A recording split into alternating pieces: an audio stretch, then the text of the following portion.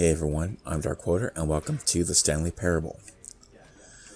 So, I've heard about this game for a while, thought it was interesting, kind of wanted it for a while, and I've actually had it for a little while, but I just haven't gotten around to playing it. Saw a couple of people playing, like, some parts of the beginnings of it.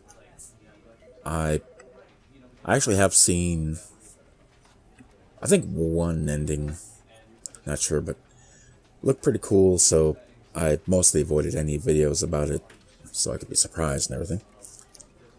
And just thought this would be a good one to go for after doing a long, heavy game like the last one I played, which I cannot remember it. Just played it. Life is Strange. Duh.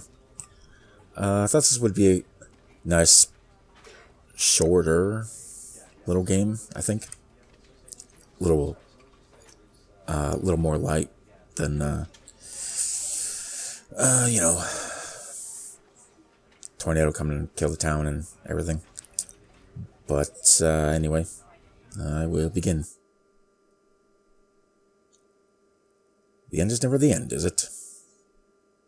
See, the nice thing about this game is that there's a narrator, so I don't have to narrate everything that the people say. It gets exhausting after a while. Even though I like visual novels and stuff like that.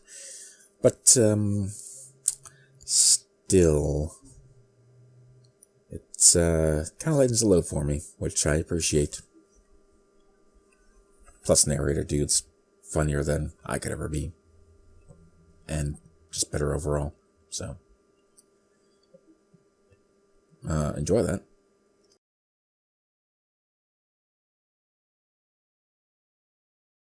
This is the story of a man named Stanley.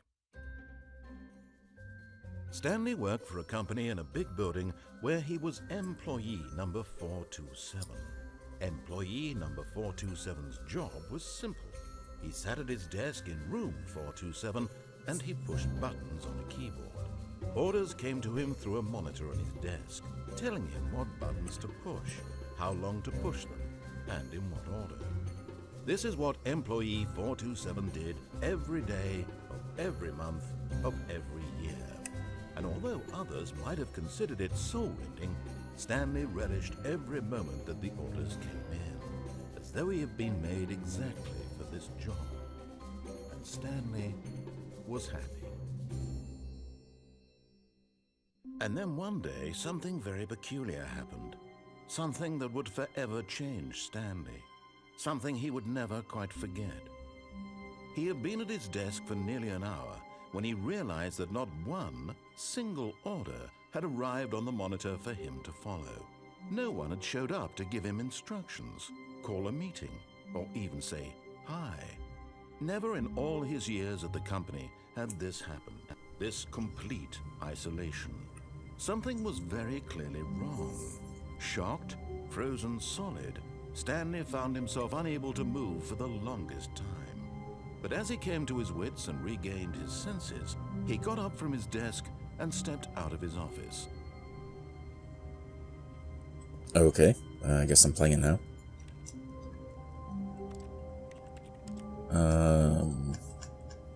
I don't actually know the controls. I fiddled around the options a little bit just to make sure it would look right in a recording thing, and expanded the screen size. All of his co-workers were gone. What could it mean? Stanley decided to go to the meeting room. Perhaps he had simply missed a memo.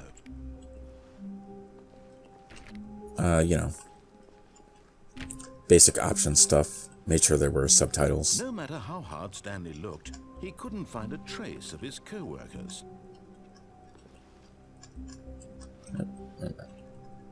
Yeah, I can turn the computers on, can't I? Stanley went around touching every little thing in the office, but it didn't make a single difference, nor did it advance the story in any way. Oh. I can turn it off. So, I mean, that's good.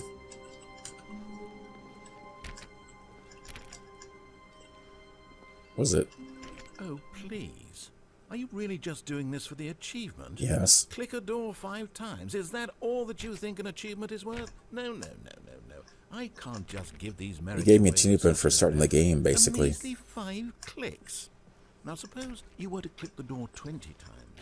I would say that's the kind of effort that warrants recognition. Is it? I have to say, I'm still not feeling the satisfaction of witnessing true effort for a noble cause. Perhaps 50 clicks will do it. Yes, almost certainly 50 clicks. And yes, I did kind of look up the achievements before playing, just to see what stuff they had. No, I'm still not feeling it. I want this achievement to have meant something. It has to be a true reward for valiant effort. I want to see some hustle, Stanley. I want to see commitment, a willingness to go all the way, no matter what the cost. Why don't you go put 20 clicks into door number 417? 417. I have no idea where that is.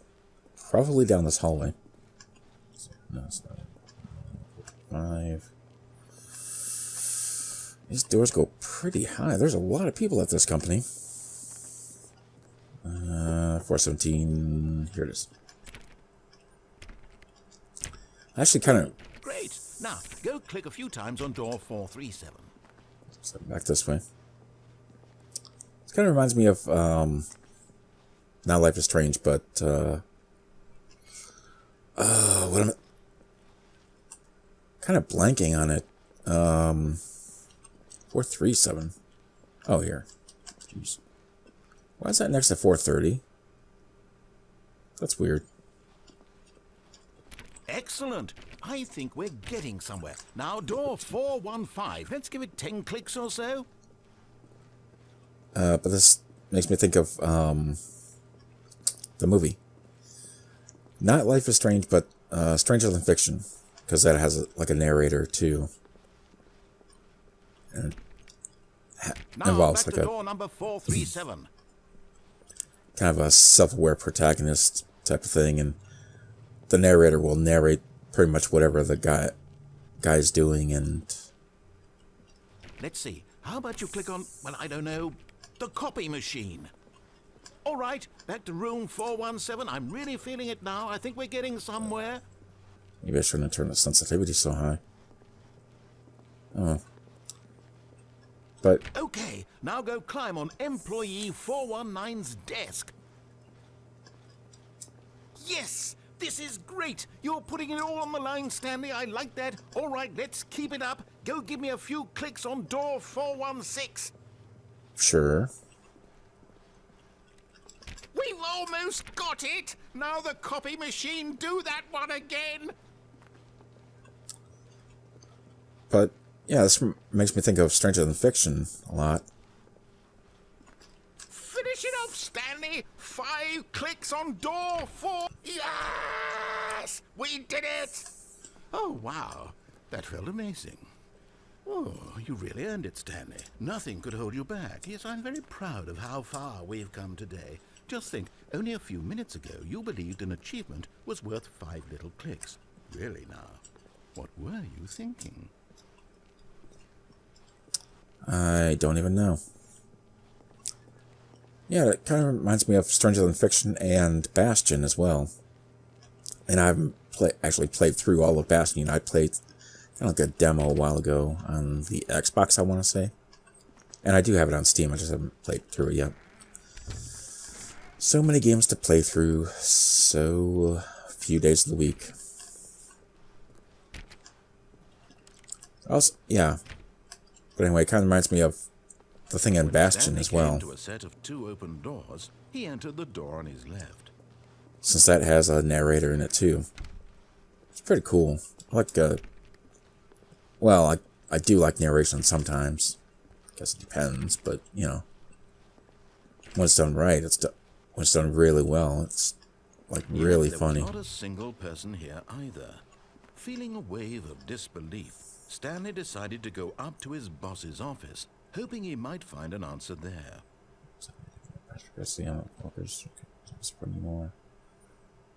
Okay. Oh, good advice. Sure. As long as everything is okay, make sure your sliders click. Stick the blue graphic in the header and throw some bevel in all the text. That's pretty much tutorial for every PowerPoint presentation. Yes. I agree. Charts, slides, charts and slides. I'm kind of worried that slides is the least amount of space in the pie. Is this what I paid for? Less slides than charts? Come on. Let's see. Charts. Prospectation minute. 5 things you want to spot balance. Okay. What is this? Requires more secondary research. Does it? Are stripes really that important?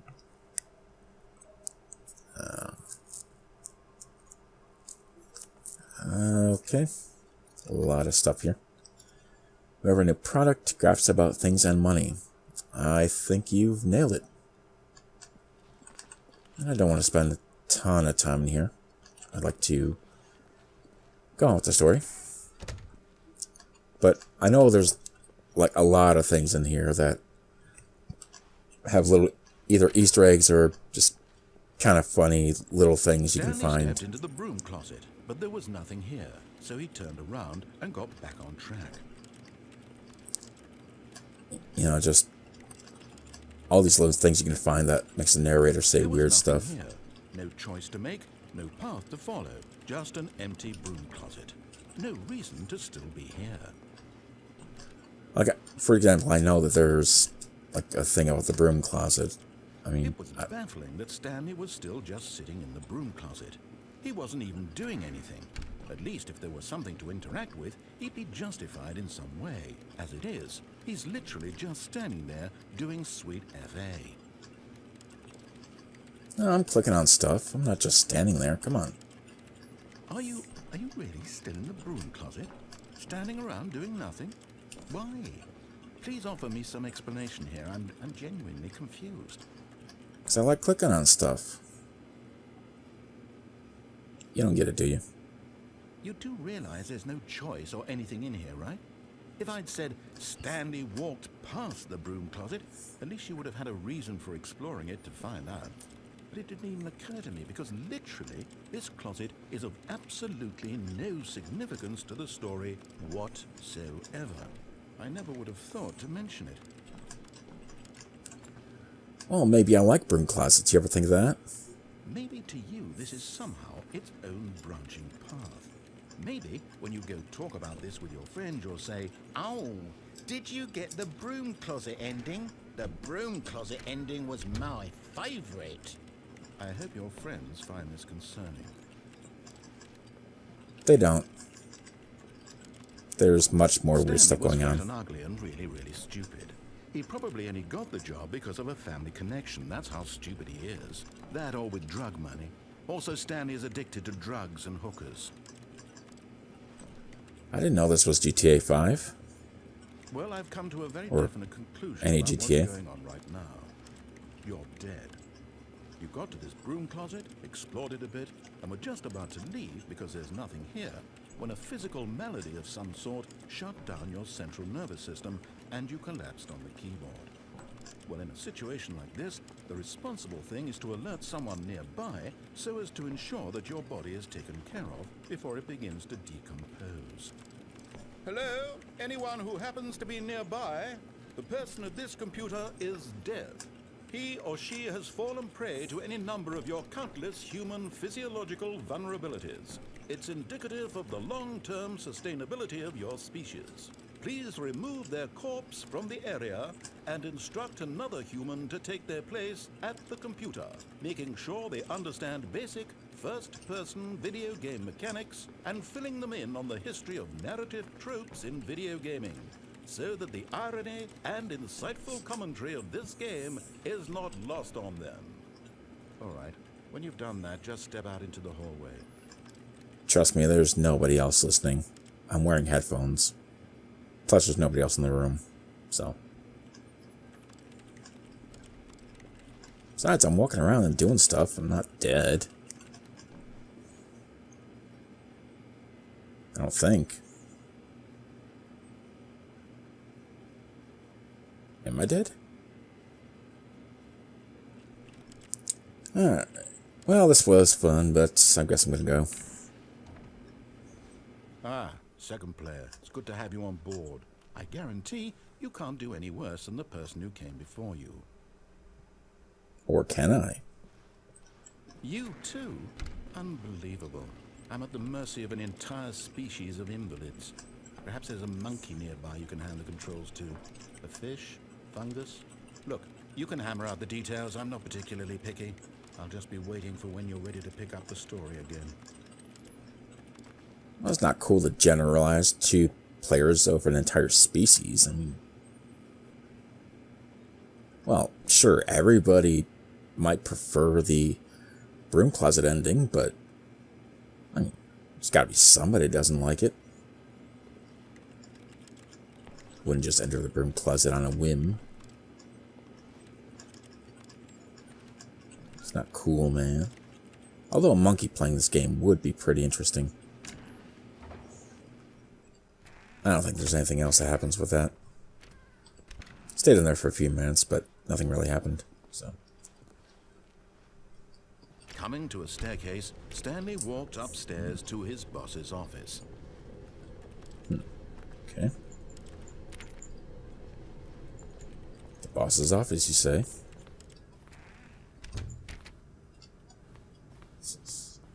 Executive bathroom. I'm guessing he's not in there. Well, it could be, I don't know.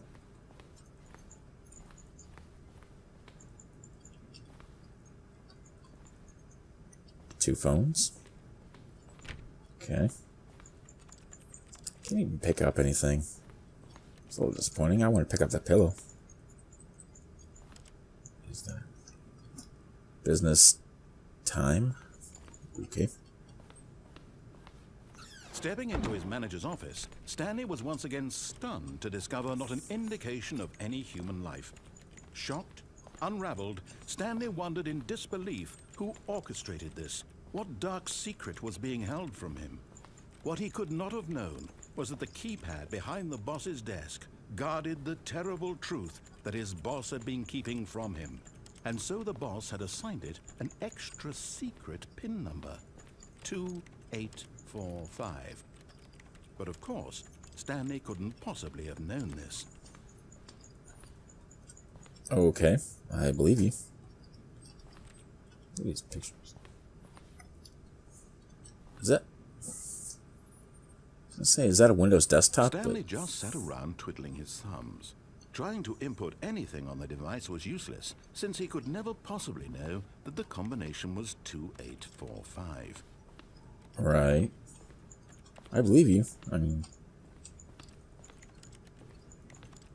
2845. Right. I got it. Stanley doesn't know it.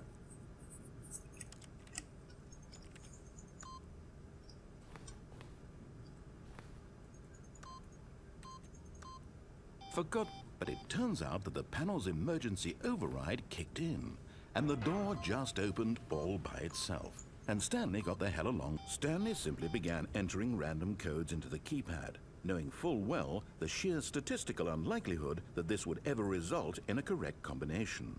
If he knew that the combo was 2845, it would be another story entirely. But no, this is what he was going to do instead. Well, didn't do anything now, of course, but... Okay. Link plus. Okay.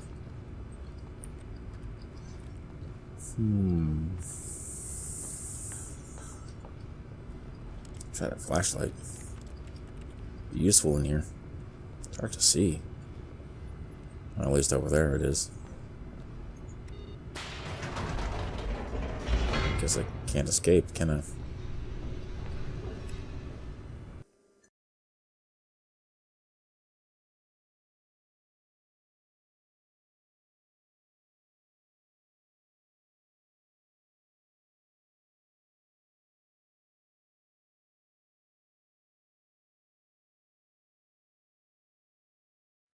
Descending deeper into the building, Stanley realized he felt a bit peculiar.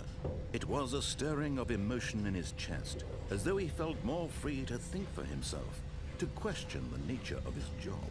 Why did he feel this now, when for years it had never occurred to him? This question would not go unanswered for long. Probably because the narrator's telling me to. Maybe. Something like this. Stanley walked straight ahead through the large door that read Mind Control Facility. Okay. I guess I'm being mind controlled, so. What's that? The lights rose on an enormous room packed with television screens. What horrible secret did this place hold? Stanley thought to himself. Did he have the strength to find out? I cannot read that. I wish I could, but I can't. There's no zoom in button. This kind of looks like, what's its face? The Professor X uses to find mutants. So, I don't know. Can't think of it right now.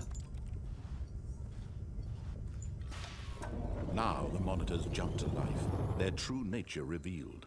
Each bore the number of an employee in the building, Stanley's co-workers. The lives of so many individuals reduced to images on a screen. There's nobody there. And Stanley, one of them, eternally monitored in this place where freedom meant nothing. Okay. Some of those pictures are repeated, though. I don't think these are all the employees. This mind control facility, it was too horrible to believe. Who was it fired? Couldn't be true. Had Stanley really been under someone's control all this time? Was this the only reason he was happy with his boring job? That his emotions had been manipulated to accept it blindly? Guess 104 has been fired, and looks like maybe 601. No. He refused to believe it. He couldn't accept it. His own life in someone else's control? Never. It was unthinkable. Wasn't it? Was it even possible? Had he truly spent his entire life utterly blind to the world? Probably. But here was the proof. The heart of the operation. Controls labeled with emotions. Happy, or sad, or content. Walking, eating, working. All of it monitored and commanded from this very place. And as the cold reality of his past began to sink in, Stanley decided that this machinery would never again exert its terrible power over another human life. For he would dismantle the controls once and for all. Okay. Let me push some buttons first, though.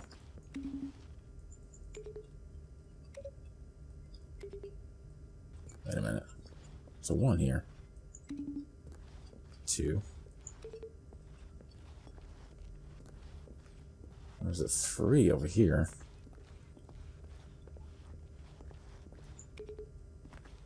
Is there more? Gotta be more. I wouldn't just have 3 buttons.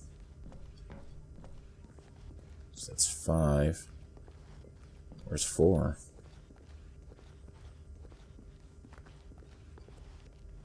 It's 2.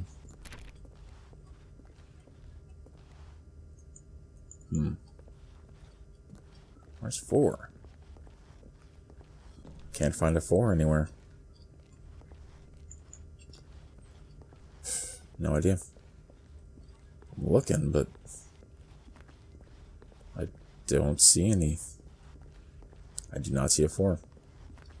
Guess I'll just move on. There's no telling. Okay.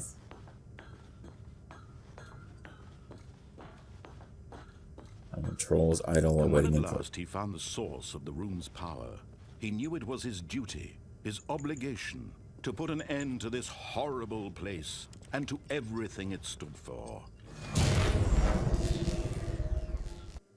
Wait. What did I do? I didn't even click the button. I was trying to click the machine.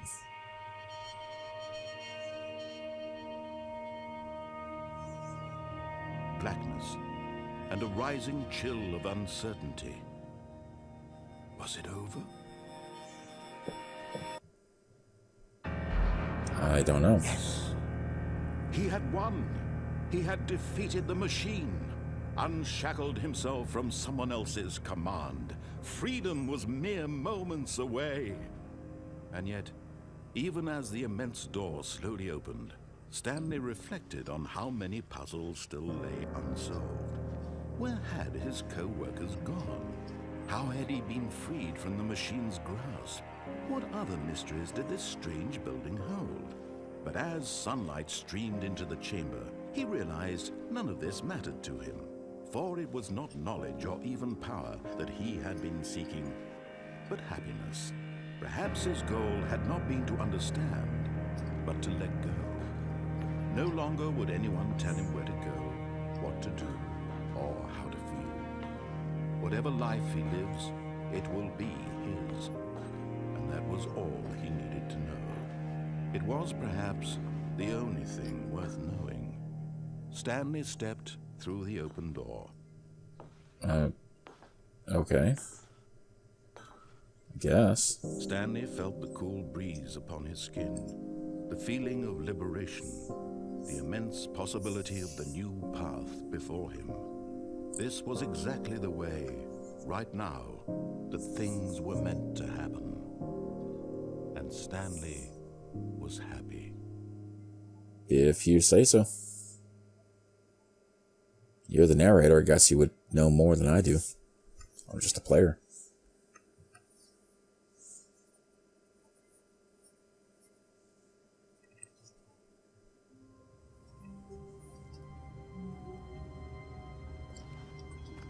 So I guess it started again?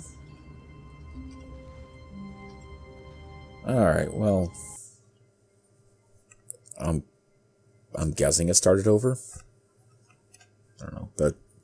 I guess I'll just pick this up another time. I know this is kind of old by this point, but it's the first time I've played it, so it's new to me. Well, semi-new. So, let me know what you guys think. If you played it before, that kind of stuff.